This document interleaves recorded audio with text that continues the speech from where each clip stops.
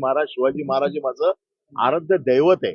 या दैवतांचा अपमान आम्ही कधीच, या दैवतांचा अपमान कोण करणार त्यांना कुठली शिक्षा देण्यासाठी आम्ही पुढे असतो. तर आमच्याकडनं असं कधी होऊच शकत नाही. आणि राज्यपालांचा कुठलाही अपमान झालेला नाहीये. जो शब्द वापरला गेलाय याचं मराठीत काय शब्द आहे त्याचा तो त्यांनी मला सांगावा, मग ती त्याच्यावरती मी विचार करेन काय करायचं.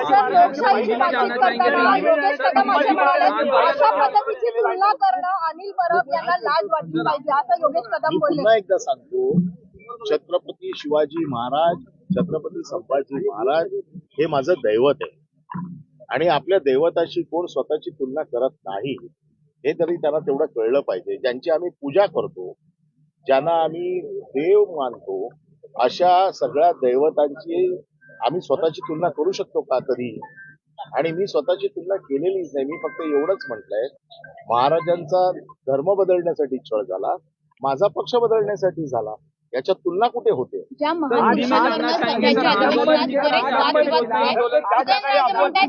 अधिवेशनात एक कठोर कायदा झाला पाहिजे, जे महापुरुषांचा अपमान करतात. ही मागणी काल मीच केलेली आहे की असा कायदा बनवा महापुरुषांचा अपमान करण्याची कोणाची हिंमत होणार नाही.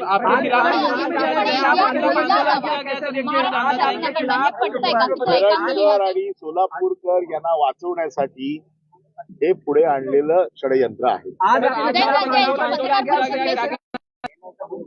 जो बातें कही है उसको पीछे लाने के लिए या उनको बचाने के लिए इस चीज को ये आगे लेके आ